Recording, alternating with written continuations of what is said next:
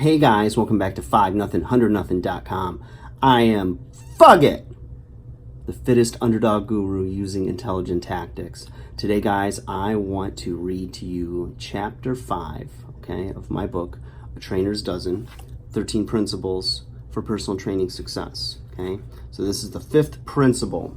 Listen before you speak. In any relationship, good communication is a two-way street. If you love life, your family life, or business, when communication breaks down, problems are soon to follow. Good and effective communication begins with the development of good listening skills, which is the trainer-client relationship begins with you. There's a fly in here. Beautiful. If you fail to listen, you are limiting your ability to help clients reach their goals. When you first sit down with a new client, oftentimes you have the upper hand. Being the professional, you are responsible for setting the tone of the conversation. I have found it best to begin the conversation with something like this. I'd like to ask you a series of questions to make sure that I am the right trainer for you. But first, why don't you tell me a little bit about yourself and what you were looking to achieve? By first using this approach, you are sending the clear message that you will sell them the right services only if they need them. Right from the start, the message you are sending them is your needs come first. If you give them this first impression, you will bring down their guards and create a relaxed environment. However, remember this environment change will happen only if they sense that you truly have their best interests at heart. If you communicate properly, you will create an environment where your clients feel that they have the liberty to express their needs in hopes that you will have the answers to their problems. Why do they hope Why do they hope you have the answers and not somebody else? Well, for starters, it's a lot easier to hire the person in front of you than it is to keep looking for the right trainer. 2, you will seem genuine and honest. People want to do business with those they feel are honest. If they can trust you, you seem capable, you will most often get their business.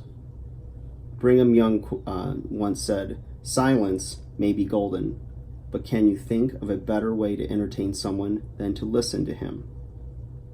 Don't sell something they aren't buying. If you fail to listen before you speak, you run the risk of trying to sell something that prospective clients aren't interested in buying. Overselling is the fastest way to turn off prospective clients. If you don't understand their needs, you cannot solve their problems no matter what you think those problems are. Oftentimes, what they think their problems are and what they think they are can differ greatly. You must remember that each client has unique goals and ideals in mind. While you will soon have the opportunity to help shape those ideals, now is not the time to start trying. People will tell you everything you need to know in order to push all the right buttons and thrill them by getting results. Instead of trying to impress them, this is the time to be quiet and listen. Get them to communicate their hopes and dreams, their past failures and frustrations, their goals, and their previous experiences with fitness so that you can effectively design a program if, and only if, you believe that you have what it's going to take to help them achieve their goals. I'll read you one more part, you guys, of this chapter. The immeasurable marketing strategy. Just as the name suggests, this marketing strategy is one that brings returns that are truly immeasurable. I mean it when I say that you cannot measure them. You cannot measure the return you get. Unfortunately, many will not see the value in this strategy because of the fact that the return can't be measured. This result will be enough reason for most to dismiss it, but don't you dismiss it. Practice it for a few months, and soon you will see how amazingly effective it will be on your long-term business. In any event, here is the strategy. If after your initial consultation with a prospective client, you have determined that there is another fitness professional who is a better fit for him or her, someone who you feel can help them reach their goals more effectively, recommend the other trainer over yourself. Yes, you lose the client. Yes, you lose the sale. And yes, you probably need the money. However, I believe it's a small price to pay for what you will get in return.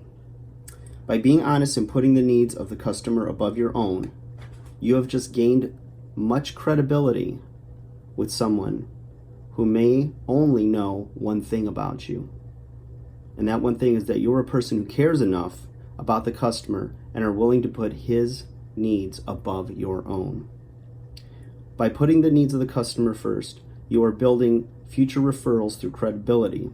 Many trainers won't refer the prospect to another trainer because they are thinking make sales, which is short-term, sales-driven, selfish thinking. And they're not thinking build relationships, which is long-term, reputation-building, selfless thinking. So that's just a small part of the chapter, you guys. Putting the client first.